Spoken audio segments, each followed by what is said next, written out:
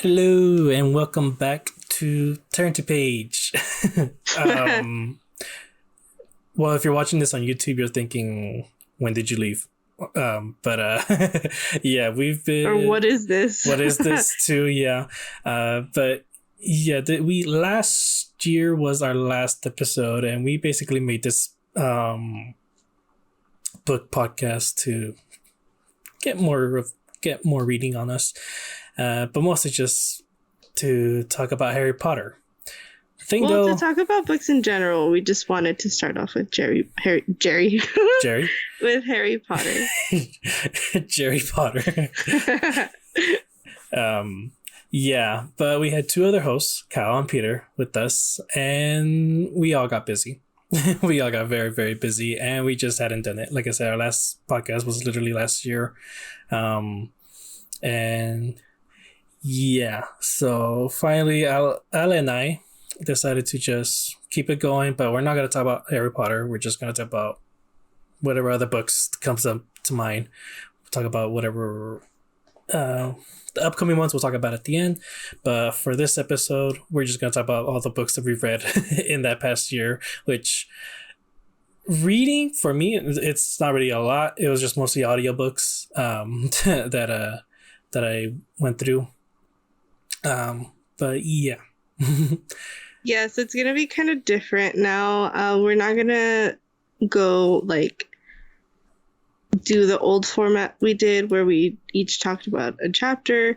We're just kind of chatting now. Like David said, we're gonna just kind of go over our favorite books of the year so far, or books that we've read so far that we really liked and want to discuss. And then as the episodes go on, we're going to choose a book each episode to talk about that we both read. And you guys can follow along. We'll announce the book in the previous episode. We're hoping that we upload 2 episodes a month, if not 1, at least. That way you guys can follow along as well if you want to. But yeah, we're just gonna talk about it and stuff.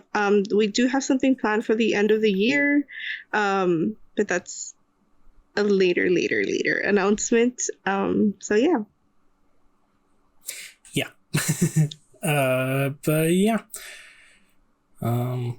Yeah, I don't think that's pretty much it for our little news segment right there. Yeah, it's a little awkward because me and David are siblings. We are literally across the hall from each other. So the little banter that we have with the other guys and stuff, it's just awkward because we talk every second of every day. I know, and it just kind of feels weird because I do kind of want to kind of be the same way I am as the other podcast with Red Spotlight, with Quest Center and all that, but I don't know. I don't know why it just feels weird with you. Yeah, with only you. We've never done it by ourselves before, so yeah. It's awkward, but we'll get better. That's why right now it's mainly just going to be about the books because we don't have the same interests in books. No. Sometimes we do, but we just read completely different things. You'll see in this episode. Yes. So it'll be interesting, but I'm glad that we are choosing a book to read that we both kind of can geek out about. Yeah. So that we're interested in. Hopefully we can just get more into them. I'm hoping to get you to read the ones that I like because I know they're good. I know you'll like them. So we'll see. But yeah, I mean, we could just get right on into it. Basically, also, this is the first time they're seeing our faces, at least in this podcast. So yeah, that's true. Fun. Mm-hmm. That's true. But yeah, we can just get right into what we've read in this past year. You can start off because I think you have a lot more to talk about. Ala's going to talk about series, 4 different series of books that she's read. Me, I'm just going to talk about 4 different books that I've read. We've done a lot more. Maybe we'll get into it as we go along and all that. Who knows? But maybe you can just kind of recap of some things very, very quickly that you read in the past year. Very quickly. Yeah, so I've read quite a bit this year. So I noticed that I have like this thing where I just like get hyper fixated on things. Like I'll watch a series and it's like a 10 season series and I'll watch it in like 2 weeks, or you know, just like little things like that. So this year it was books. So I would have these little episodes where like I wouldn't read for like 3 weeks, but then in the span of 1 week I will read 4 books. So that kept happening. So as of right now, starting from the beginning of the year to now, I think I've read maybe like 40 books, which is quite a bit. I don't think I've ever done that before. And there is one series that I started reading last year, and then the final book came out this year. So that was a thing. The rest of them, there's another one that a new book is coming out, I think in October. I don't know if it's the last one. I don't think it is, but so it's not like the full series. And then the other two are, so all of them are completed except one. So these are it. I am more of a romance girly. I love reading romance. I'm trying to expand my interests, which is like another reason why I kind of wanted to do this or bring back this podcast. Because I just, even though I will always not read romance books, like I want to bring other things into the mix. So the first one I'm going to talk about is the Dreamland Billionaire series by Lauren Asher. This series follows 3 brothers who basically own it's what is it called? It's called like Kane Media or something like that. But think of it was very heavily inspired by Disney, like the Walt Disney Company, Disneyland, things like that. So that's like what initially caught my attention because I'm a big Disney girly. So I was like, okay, let's see. And I ended up loving it. The last book came out this year in January. It follows Rowan Callahan and Declan Kane, which are the brothers, who in each book is like each brother. Rowan is with, I believe you pronounce it Zara. Declan is with Iris, and then Callahan is with Alana. So as like the whole trilogy, it follows the brothers whose grandpa just passed away, and the grandpa was basically Walt Disney. And in order for them to take over the company, they have to follow like a series of instructions that the grandpa left for them. So they each have their own task, and each book deals with each brother. And then like the girls are like part of it. I love this series. The first book, I know that this series gets a lot of hate because a lot of people didn't like it or thought it was too cheesy. I loved it. I thought especially the second book, I love the second book. I think it was so like well written, and yeah, I just love all of them. It's a little bit like a comedy, but the author, that's kind of like what she does. But yeah, I loved it, and I was so sad that I finished it. I didn't want to finish it. So yeah, that's the first one. This. Well, I was gonna say, like, just to kind of so people can get an idea, like, what other romance books or series have you liked in the past? Not counting the ones that you're going to talk about right now. Some big ones, maybe.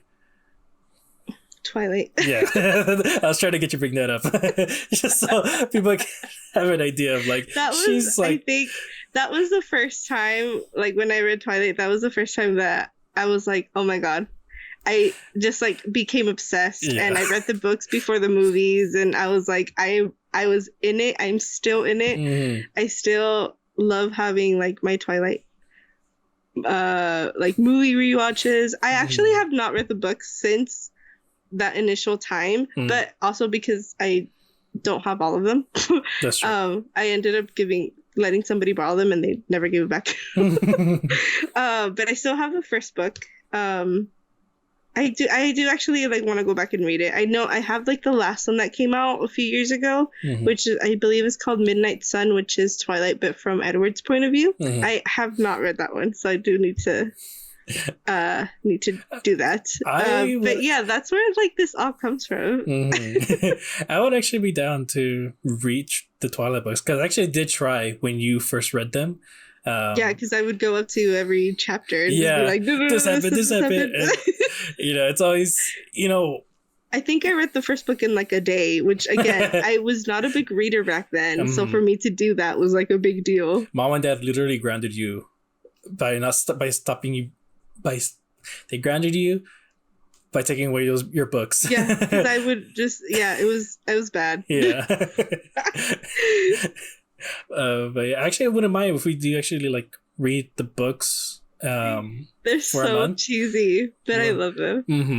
I wouldn't mind trying, because again, I did try to read them, but couldn't get into it back then. I really wasn't a big reader, and but now I am. Yeah. So I actually wouldn't mind, and we can do like audio commentaries of the movies too. I don't know. Oh my god, that's so funny. Yeah.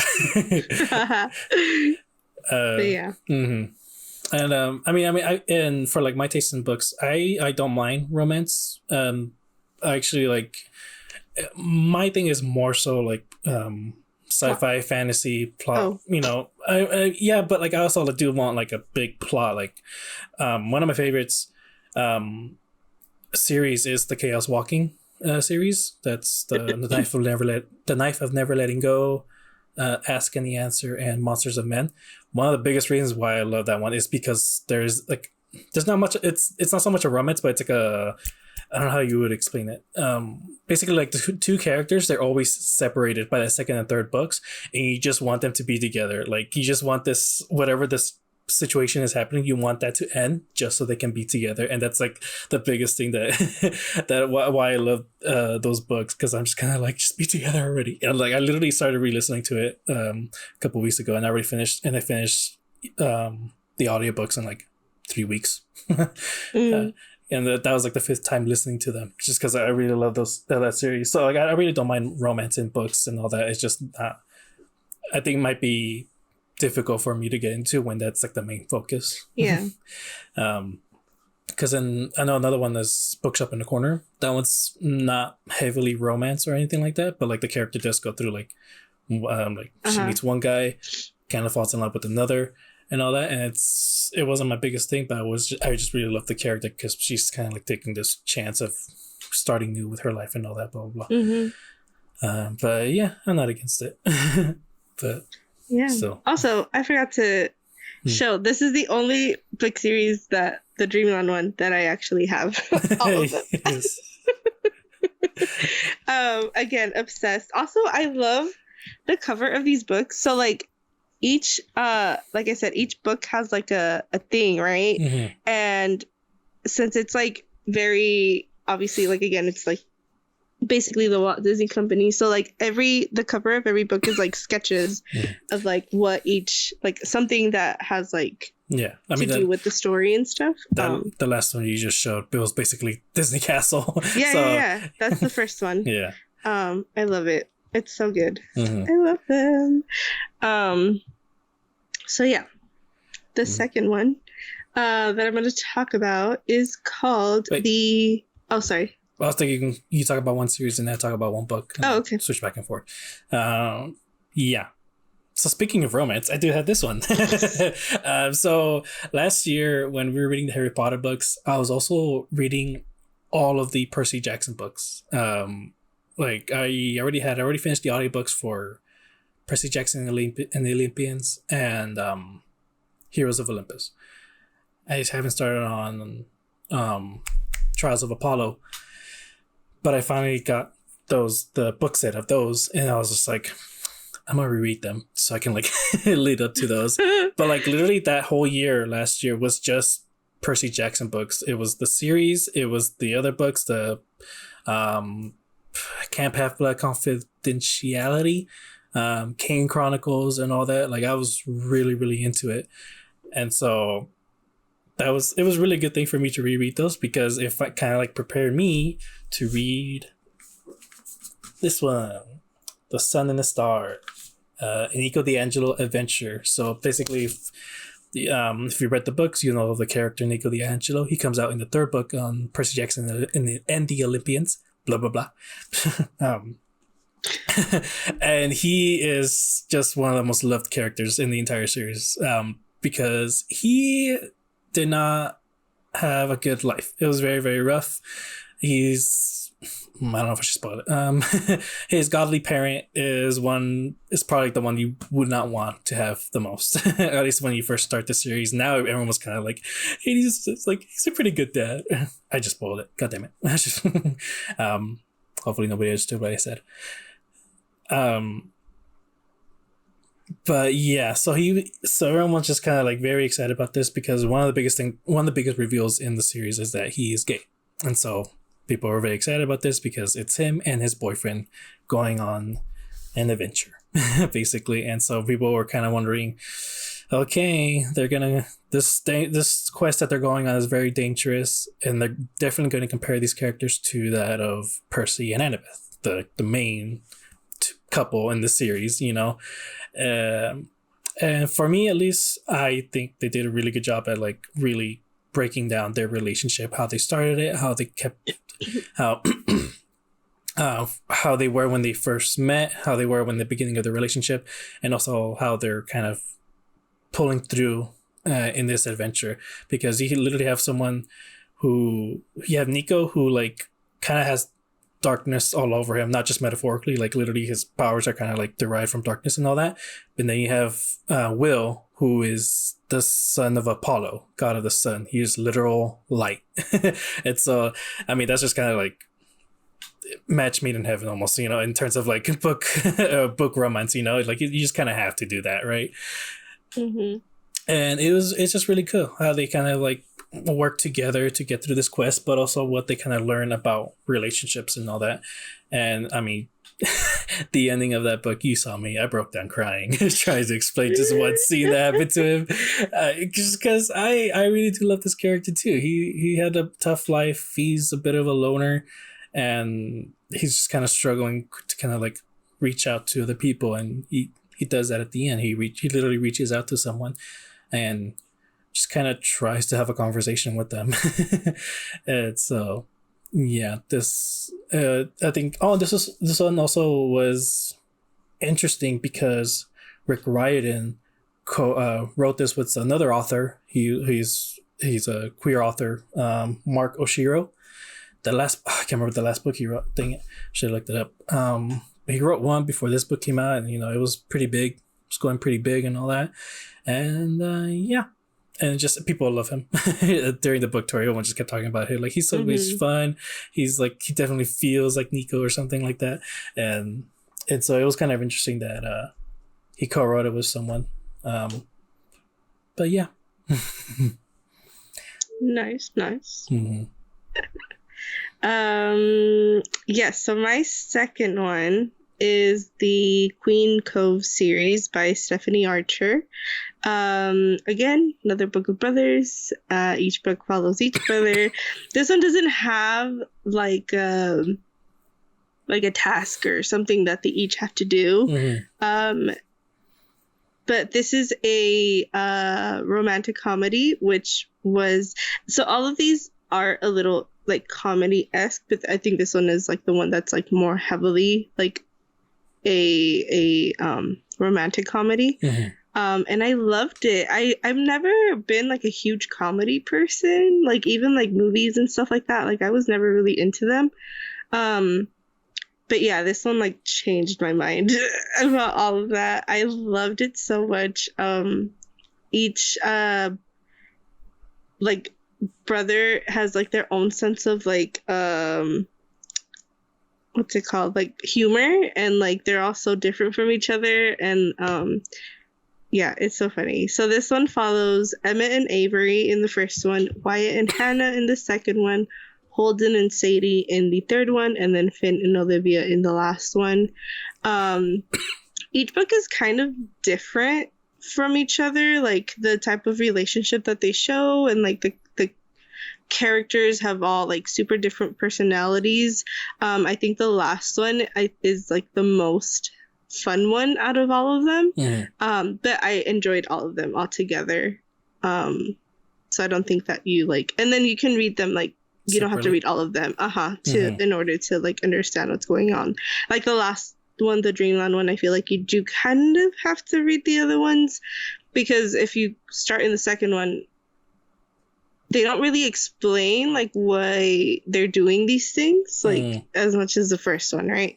But this one, they're all like separate. You can read them on their own, and it's just so cute, and I laugh so much like reading all of these, so recommend.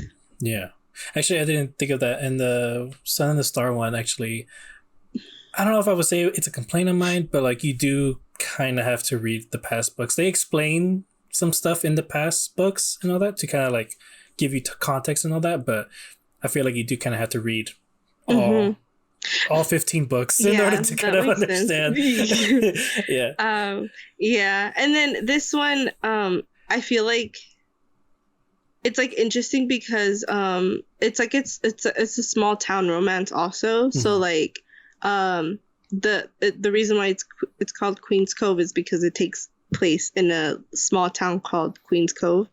So like the setting in all of them are in each place. So I think I also liked it because it reminds me of Gilmore Girls. Right. Because like the town is very heavily involved in each book. Sometimes it does get a little annoying where I'm like, okay, like move on to the couple, which is how I feel sometimes when I'm watching Gilmore Girls. And they're all like wacky and kooky and like, it's fun. No, I mean, that's kind of cool though. I was actually kind of curious about that. If the books do feel different from each other, because I feel like that's gotta be tough to do. No, they do, because so I think like the most different one I think that has like that different feel is the one with Wyatt and Hannah. That one feels very like, because a lot of their setting is at the beach, because he's a surfer and then she's learning how to surf with him. So they are kind of more separated from the town because they're like at the edge of the town. But there's other like scenes in the book where the town is like involved in stuff. And then the male character in that book likes to be alone and like lives on his own, and cool. So my next book, it's another Rick Riordan book. Like I said, dude, it was just like a binge of Rick Riordan books, but this one though, it's not Percy Jackson, it's its own one. Daughter of the Deep. This one is basically like his sequel, I guess, to 20,000. Okay, 20,000 Leagues Under the Sea. And it's very, very interesting. Basically, the Captain Nemo guy from those books, he was real, and it was just kind of like someone else retelling the whole story. That's how the books became kind of fantasy.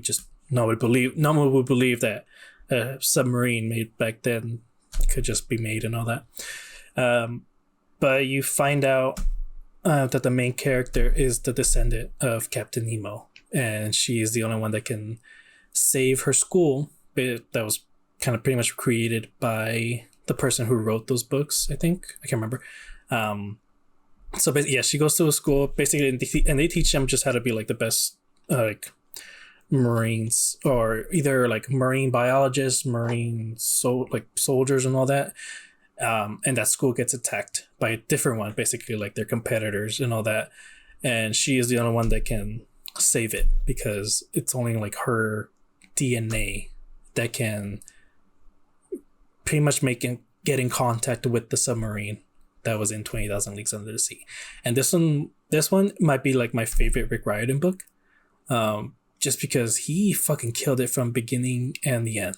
The middle part, it gets kind of slow and all, but like you spend some time with these characters, you really get to know them and all. But the beginning though, when the story starts to go, like it fucking goes, and it is intense, and you just kind of like, oh my gosh, what the fuck is gonna happen, and all that. And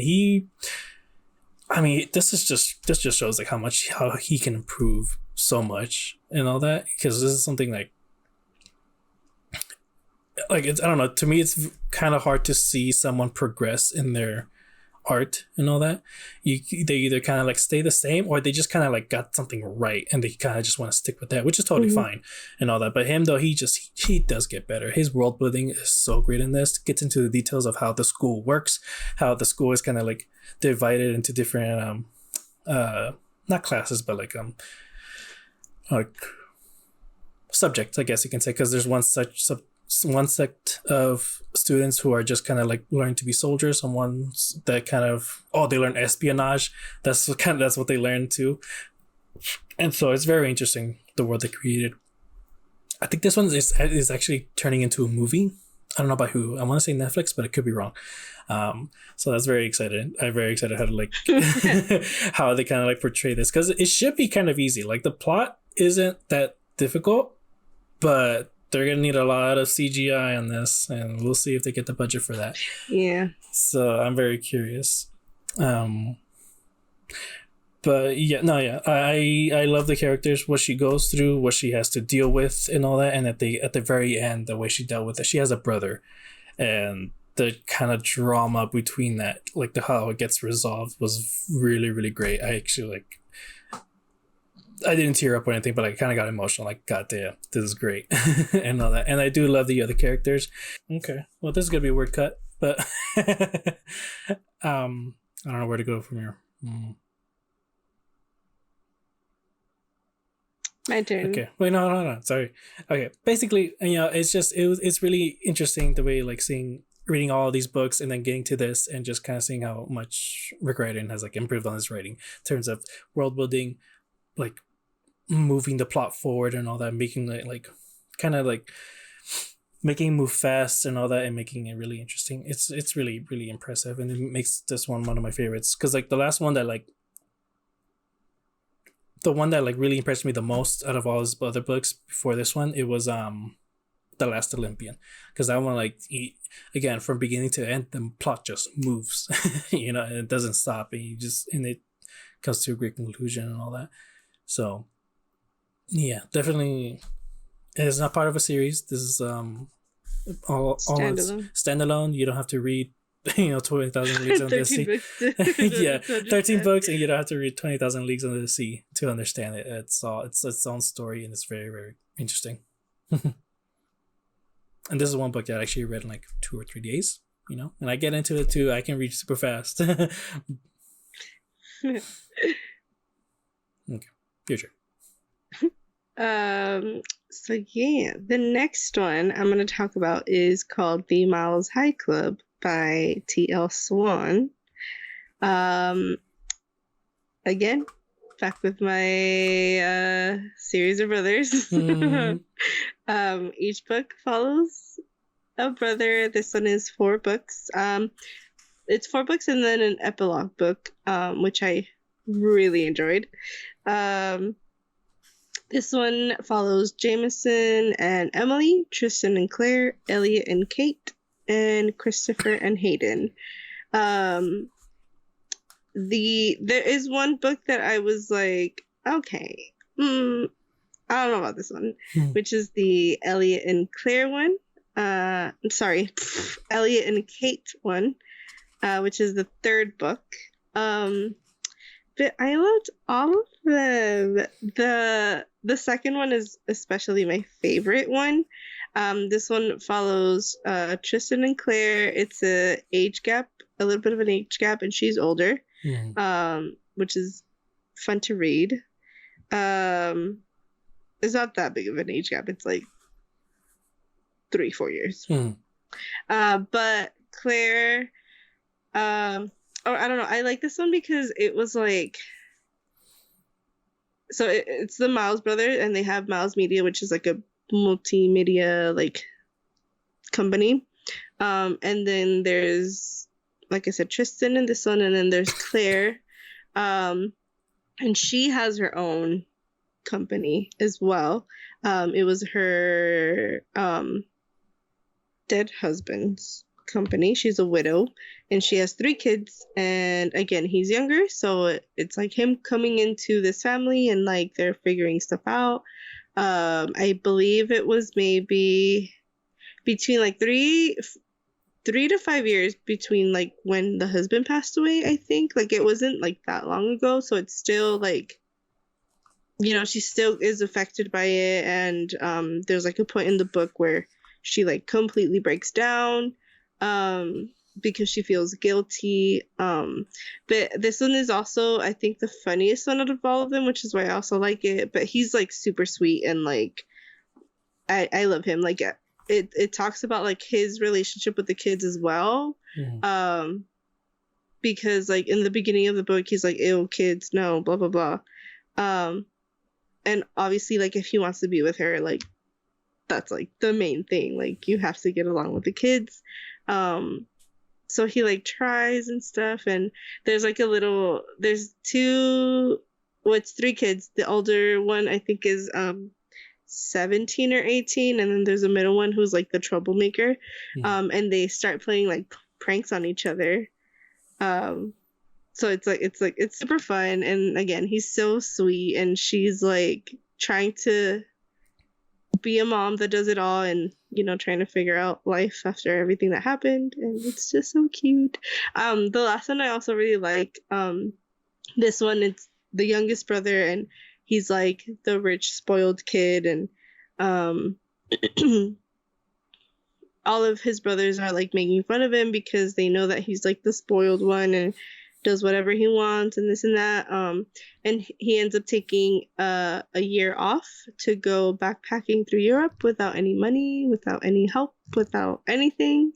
So he goes in, and stays at like different hostels, and he ends up making like a bunch of new friends, and they all follow each other around Europe. And he ends up meeting this girl, Hayden, and it's just so cute. And I read this one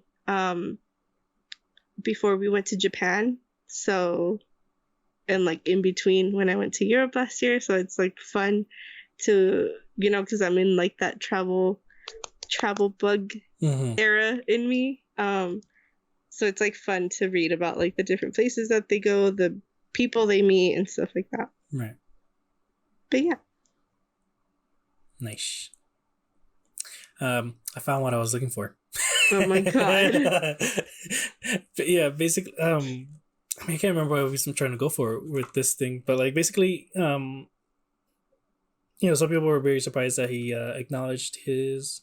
It was at the end of the book, acknowledgements, that part, and he sensitivity readers. That's the word I was trying to look for. That like he basically acknowledges them, other people that read the book beforehand, to kind of like help him out on characters, because in that book there's a person who is like has autism and all that. There's different like all pretty much every character is a different race and ethnicity, so he kind of like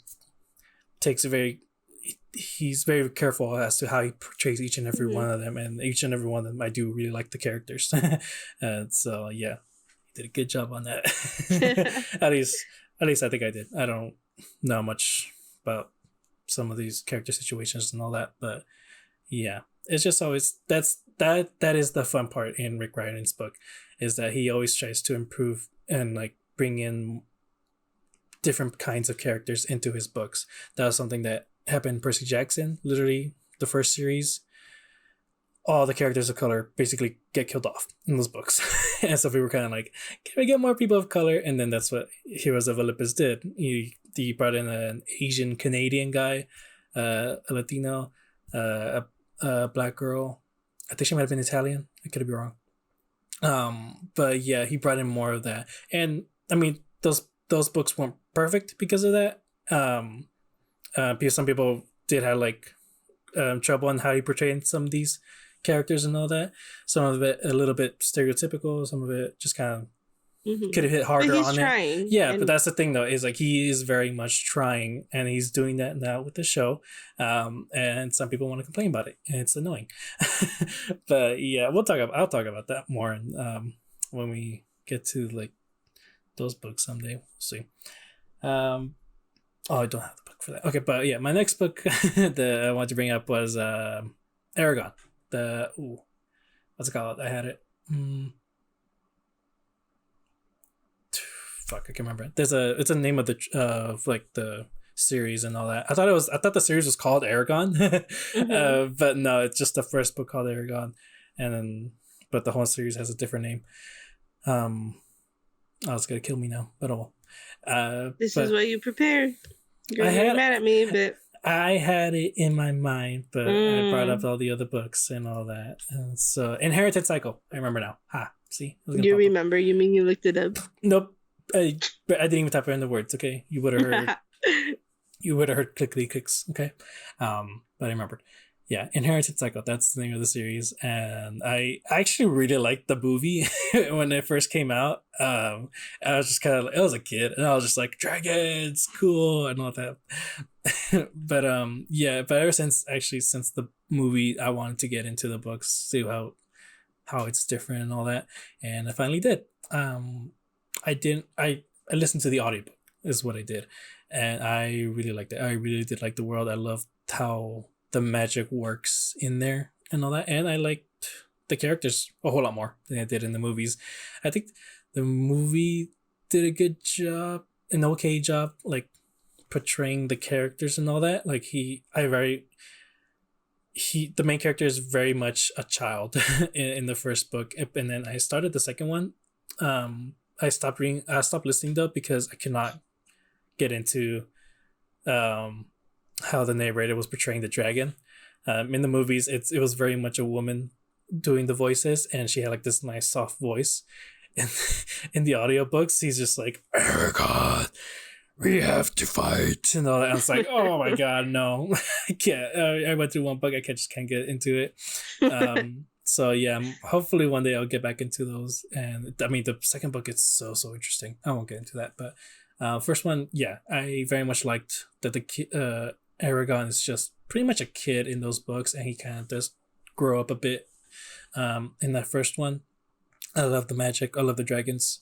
And the world building is just pretty interesting. At least the plot. Like, I don't know where it's going to go. I feel like it can lead to like a really big battle, but I don't know. I kind of got a feeling it's not going to be like some big, Lord of the Rings giant battle at the end and all that. I feel like it could be something smaller.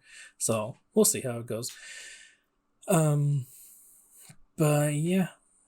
What did get me though interested is the author's name is Christopher Paolini, and that kind of got me interested into getting his sci-fi book, To Sleep in the Sea of Stars and all that. This one actually was, I think, number one in I think either sci-fi or like just number one book of the year. I can't remember.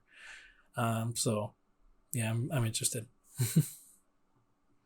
Fun times. Mm-hmm. I remember the movie. I feel like I remember that movie because we snuck into it. Yeah, we were supposed to see Charlotte's Web. I think that's what we were supposed to see. I do not remember that. I thought we just finished one movie and then we said, you know what? It's right there. Let's go. No, that's not what happened. I don't remember that. We bought the tickets. I think it was for Charlotte's Web. We got in there on time and we see the like the time of the movie starts. I can't remember what it was, like 10 o'clock. We go in at 10, and for some reason the credits were playing, and it's like, wait, what the fuck? What happened here? Well, why is the credits playing? We're here on time. What's going on? Because like even in like we go to movies a lot. That doesn't really happen. We just if it says. But this was like we were young. Like we were. When did the movie come out? Like years ago. No, I know, but I don't know, dude. This is really, I have like bad memories, right? So like the fact that this is sticking with me, maybe I could be misremembering it. I don't know, but like I do remember that we literally went in and we saw the credits rolling and we're like, what the fuck?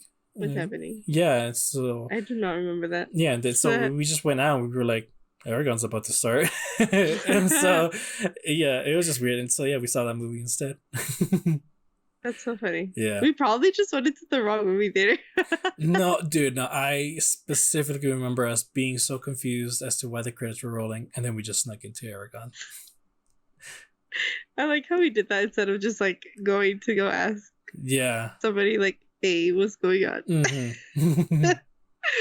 But I remember bits and pieces of the movie, and it was fun. Yeah, it was okay. Even the author brought it up. I was listening to a podcast and they had the author in it, and he was like, "Yeah, I thought the movie was fine, but I don't want my movie to be fine." He wants it to be great. So I was like, that's actually a really cool answer to that. That's true though. Yeah. Fun times. All right. So my last series I will talk about is called the Windy series by Liz Tomford. This is a sports romance. Who am I? It follows Xander's and Stevie and then Indy and Ryan. And this is the one where the third book should be coming out next month, I believe. The first one is a hockey romance, and then the second one is a basketball romance. And the reason why it's called the Windy series is because each book, so each male character in each book is like the top player in Chicago, hence Windy, for their respective sports. The reason why I like this book so much is because or this series so much is because it's not so much of like what Dreamland is, where each book like follows one plot. You could definitely like read each book on their own, but each book has their own plot, and it very much has to do with like self-image, like, you know, troubles that each character is going through, and them trying to figure it out either on their own or with each other, or like trying to help each other out. Each male character in the book is very like their emotional intelligence is like amazing, and they're very like self-aware of like things that are like, you know, like wrong with them mentally, and you know they try to deal with it in their own way. And even if they don't at times, they acknowledge that like what they're feeling or what they're doing is not right and is hurting the other person. And they take accountability for it, and they're emotional. And the second one made me cry so much. And I love that for them. I love this book, and yeah, or this series. And I'm excited for the next one. The next one is baseball, and it follows it follows a single dad and his nanny, but the nanny is the like the manager of like the team, his daughter. So we'll see how that goes. Okay. I remember a time I was reading like some sports books in high school. No, junior high. I wish I can remember them though. Like I literally would not, gun to my head, I would not remember what those names were. But I just remember this guy, he was at some basketball camp or something, or some sports camp, and he was playing basketball, and there was some like tension between him and the girl he would play basketball with, but then she got into tennis and all that. I don't know. I can't remember. It's interesting when they start like, because obviously it's very much like in Harry Potter, where when they play Quidditch, you kind of have to like follow everything of like the narrator and whatnot. So like when they play games in the books, like you're also kind of like, in the first one, I'd never seen hockey, I'd never been to a hockey game before, and then when I finally went, and then I went back to the book, I was like, oh, okay, I know what's going on. Like, so it's kind of cool.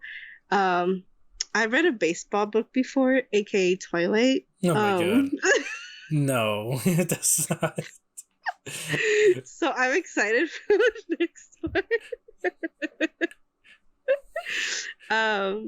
But yeah, it's fun. I hate like,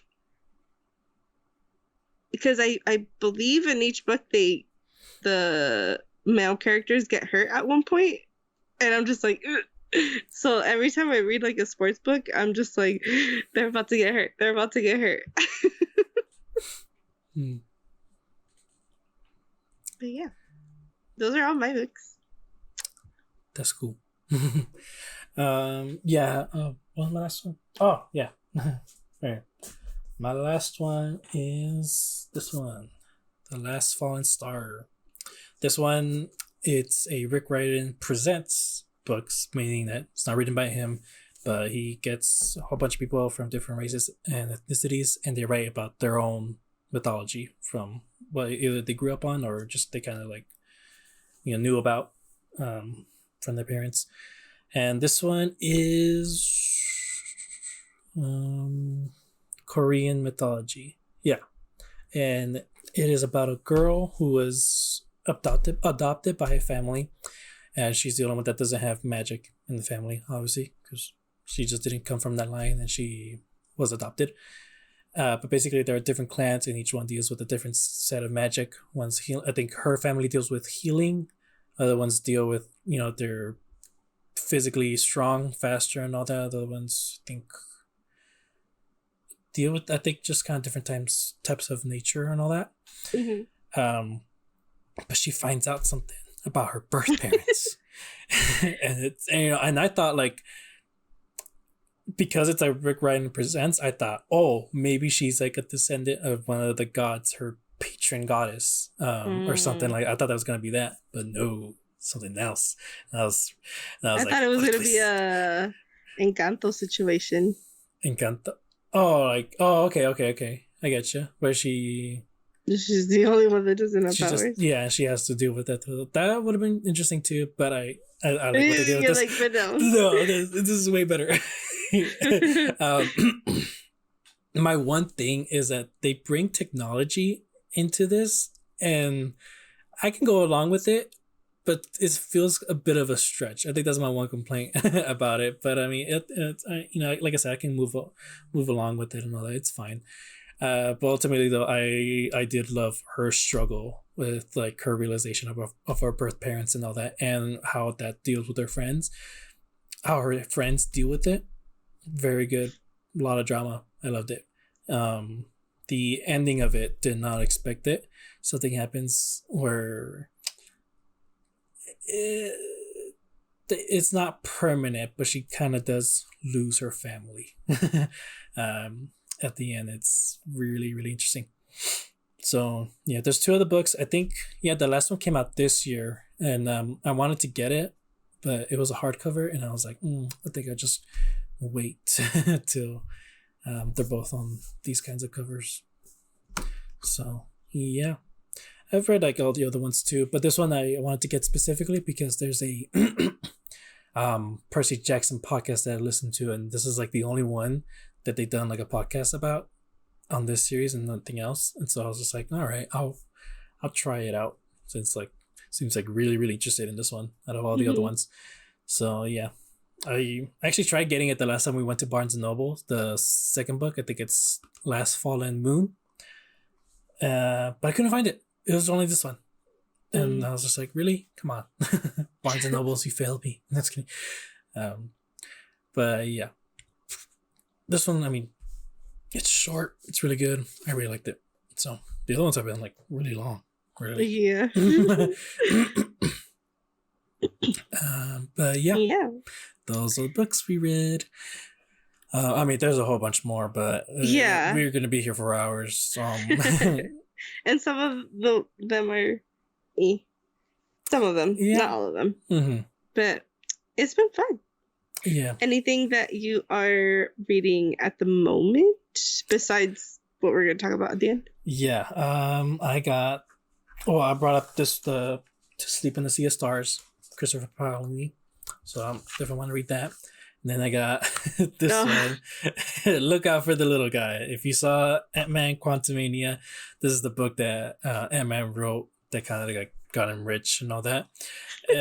So far, I'm kind of liking it. I feel like it's kind of slowing down right now. It's just he kind of gets into the details of what he learned when he was like on house arrest and all that.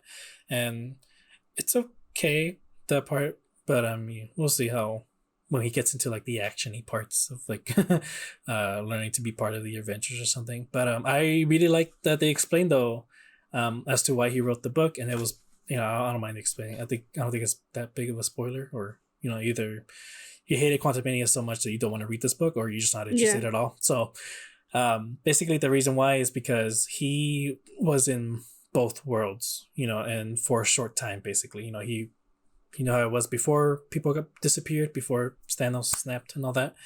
He was in that world when people were disappeared for a little bit. You know, he felt, you know, how kind of dread the world was because of that, and you know, he lost people too, but he also got them right. He also got them back right away. So he kind of just knew how everything was, and it's a good in the book is kind of like a good transition for the people who came back, sort of, and that's why they wanted him to do it. It's also because, you know, he's the fun one in the group. He knows how to make people laugh, bring kind of lightheartedness to the whole situation and all that. And so, and it was Hulk and Hawkeye that told him to write the book too. So that was funny. But yeah, and so it's kind of interesting that that's the reason why he wrote the book. Yeah, I like that. Yeah. So the one that I'm currently reading is this one. It's called The House of the Spirits by Isabel Allende. I'm gonna just read the back really quick. The House of Spirits brings to life the triumphs and tragedies of 3 generations of the Trueba family. The patriarch Esteban is a volatile, proud man whose voracious pursuit of political power is tempered only by his love for his delicate wife, Clara, a woman with a mystical connection to the spirit world. When their daughter, Blanca, embarks on a forbidden love affair in defiance of her implacable father, the result of an unexpected gift to Esteban, his adored granddaughter, Alba, this beautiful and strong-willed child will lead her family and her country to a revolutionary future. One of the most important novels of the 20th century, The House of Spirits is an enthralling epic that spans decades and lives, weaving the personal and political into a universal story of love, magic, and fate. And obviously pick this out. It's September, Latino month. So hoping to finish it by next week. That's cool. Yeah. That's basically it. That's kind of all I'm reading right now. Yeah, no, I have another one. Sorry, let me pull it up here.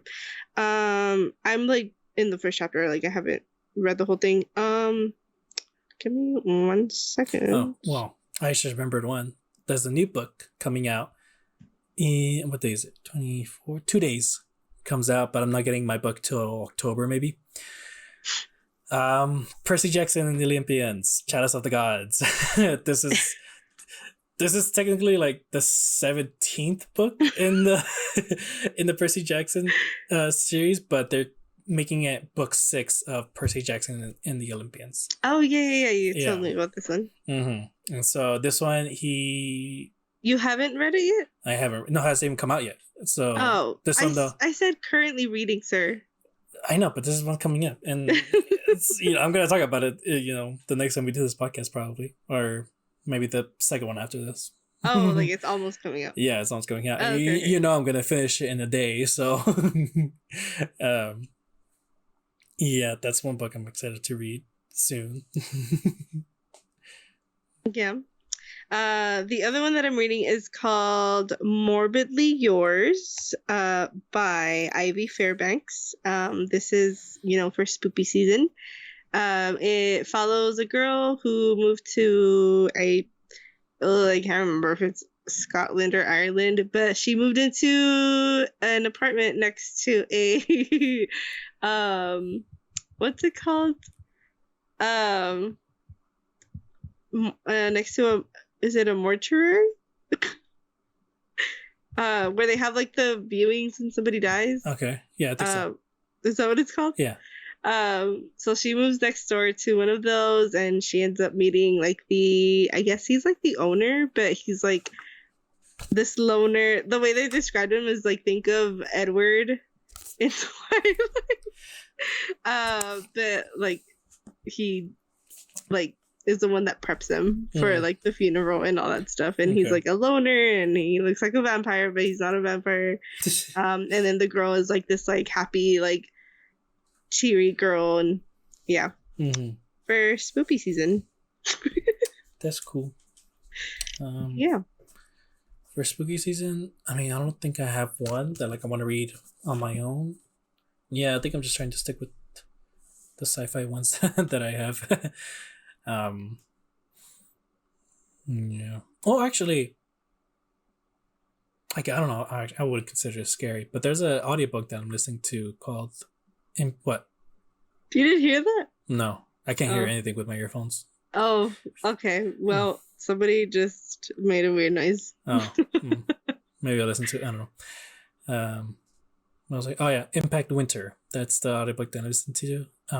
It's the second one. And it's about basically what happened. I think a meteor shower hit Earth, and it caused like basically like the whole world to be covered in clouds, and like a ice age came about because the sun is covered. The vampires that were living in this world are coming out now and basically want to take over.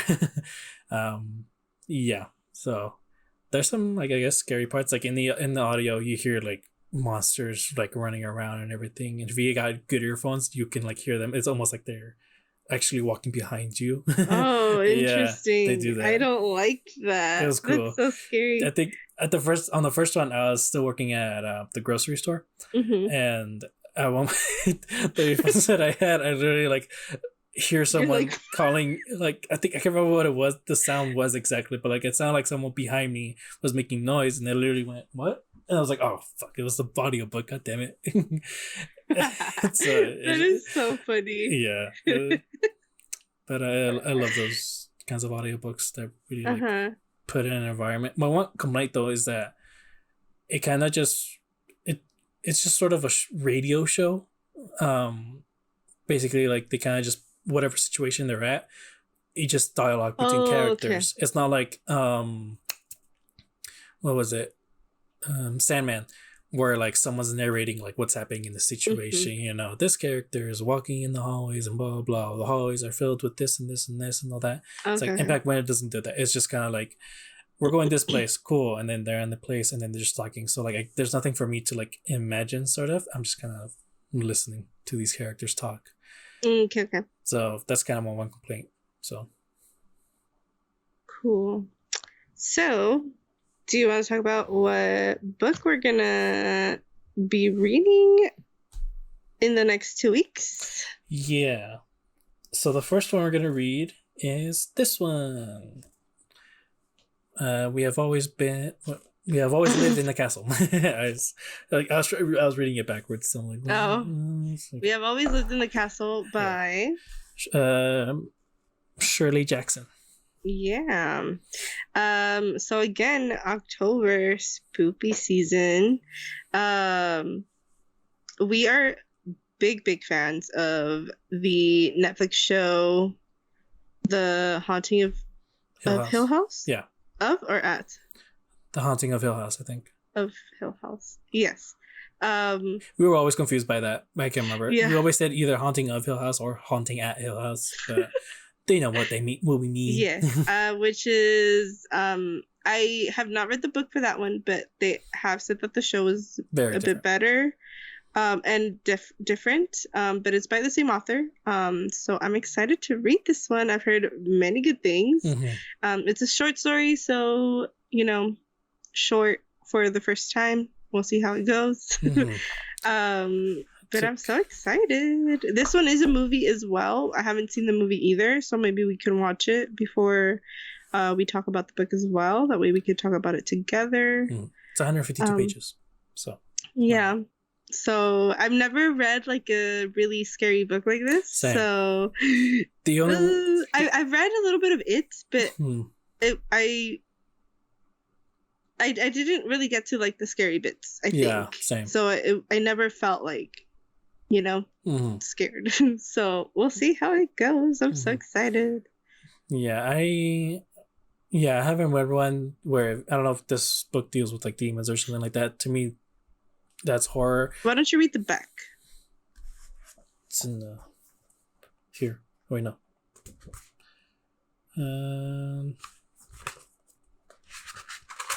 Yes. There's no like description of it actually. Here, continue talking. I'll look for it. Fine. Okay. But yeah, I haven't really read like a horror one like that. The only one that was like it wasn't horror but more suspenseful. It was Colleen Hoover's Verity. That one was kind of intense. Had some creepy moments and all, but I was just kind of like, oh shit. And, yeah, they kind of freaked me out. But overall, I wouldn't really call it horror. Just kind of suspense thriller type. Horror to me is something like It, where it deals with a monster or demon or whatever. And so I'm curious how you would go about writing that. You know, it's like how do you get someone scared like I would just by be reading? Scared. Mm-hmm.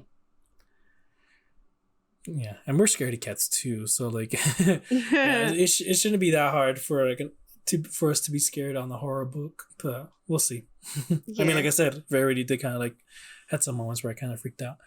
And then the other one, again, this one's not horror, but I did read. I'll watch it. End of Watch by. My gosh. Okay, I have it. Good.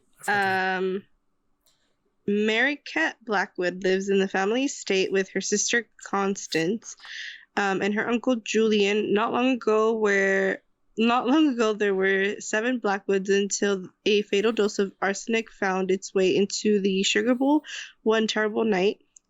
Acquitted of the murders, Constance has returned home, where Mary Cat protects her from the curiosity and hostility of the villagers. Their day passed in happy isolation until cousin Charles appears. Only Mary Cat can see the danger, and she must act swiftly to keep Constance from his grasp. I'm so excited. Sorry, my phone keeps going off, and I'm like, are they even sending messages? I don't know. I remember End of Watch that I was bringing up. It was written by Stephen King. Again, wasn't really horror. It was just kind of suspenseful, and it's more of a mystery, so it doesn't count either. But yeah, that's the first one we're gonna read. Do we talk about the other one? Or? Yeah, just so maybe they can get ready for it. Yeah. Also. What was it called, actually? Oh, okay, pause. Yeah. Also, pause. Yeah. I just thought about something. Was I supposed to be recording? No, I got your voice. Okay, but like to put it up on Spotify? I'll just get the audio from this.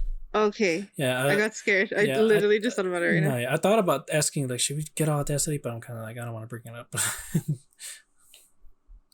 Next time, we'll use Audacity for sure.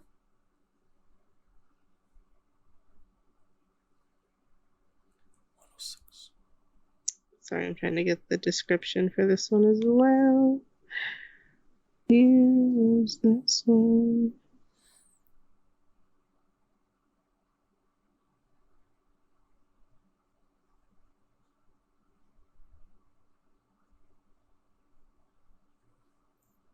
Okay. Ready? Mm-hmm. So we're doing 2 books this month that we're gonna read. The second one is called Hex by Thomas Old. I don't know how to pronounce the last name. It's spelled Heuvelt.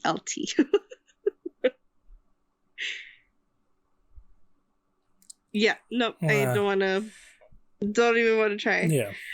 So I'm gonna read the description. It goes, whoever is born here is doomed to stay till death. Whoever settles never leaves. Welcome to Black Spring, the seemingly picturesque. Oh my god, I can't speak.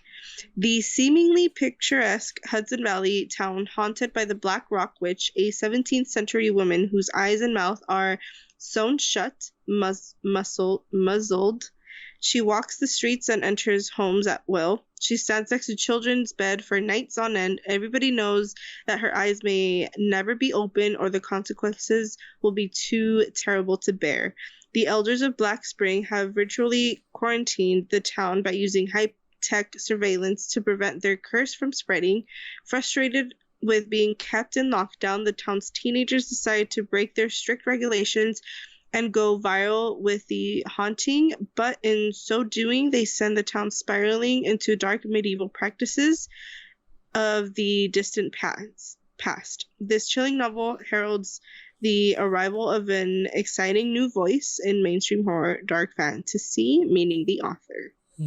I'm excited. This is the way that I describe this one is think WandaVision, but like scary and spooky. And no, the only description I got from this was that town gets cursed by a witch and they don't let anyone in. Like that's all I got. But then when you just described that, I was like, oh shit, this is kind of scary. Intense. I don't know why. This kind of makes me think of Paranorman. Okay. And I'm kind of hoping for like an ending like Paranorman. I mean, I think it's more scary than that. It's gonna be a lot more scary, but like I still like the ending of it. I don't know if you remember like what he finds out about the witch cursing them. No. Oh, okay. Oh, should I spoil it? I need to rewatch it. Don't tell me. Okay. No, it's just I was just kind of like, oh damn, it was kind of intense, and I really. I remember we really liked the ending. Yeah. And we were all like, oh, that was kind of cool. Well, the part where but I don't remember why. I don't think it's because of the plot. There's something else. Yeah, I know why we said that, but like I feel like at the end we were like, wait, that was kind of like fun. Yeah. Mm-hmm. So yeah, I'm kind of hoping for like an ending like that. That'd be kind of interesting. But yeah, I'm hoping this one actually does kind of like freak me out a bit. Fucking scary witch goes into kids. I know, rooms. stands near their bed. What? We're gonna be reading it in the dark, like I know, looking around and shit. Like, I'm so excited. But yeah, that's everything. Those are some of the books that we want to talk about the most. We got the things for next episode. We'll see when that's up. And yeah, that's it, right? Mm-hmm. Cool. Then yeah, we have other podcasts. Red Spotlight. We've been doing Ahsoka reactions. We hate the show.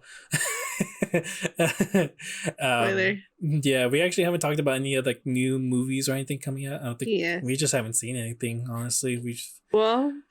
Yeah, it's just been... there's a lot of scary movies coming out. There's a lot of scary movies out now, so yeah. I'm hoping that we get to watch those. The Ahsoka reactions are just videos that are up on YouTube right now. We haven't done a podcast in like a month or a month and a half. It's been a hot minute. But yeah, you guys can follow us on there. And well, we are gonna do like a podcast for sure on Red Spotlight. I am, at least today. But that episode will be out before this, so you can check that out. We also you guys aren't gonna do Fantasy Fair. No. We'll see. Yeah. But right now, just Red Spotlight and this one. And Quest Center. And what? Quest Center. Oh yeah, and Quest Center. Yeah, that's my podcast. That one's active too. That one is active. Well, hasn't been in a while, but that's only because Sergio had a baby, so he's off being a dad. But I've been uploading my live streams. I've been playing the Batman Arkham games. I'm on the second one. So far, so good. And well, hopefully we can do one soon. Me and Sergio can do a podcast. We can talk about the first Arkham Asylum game. So that'd be fun. And there's a lot of news to talk about. Oh my gosh. Yeah. Ale, have you seen videos of the Peach game? No, I haven't. Dude, you gotta look that up. Oh my gosh, I think you will love it. I'm loving it too. So that's one that you for sure gotta play, I think. Yeah. Those are all the other podcasts we do. We'll see when we upload the next ones, but we'll see you all next time. Bye-bye. Bye.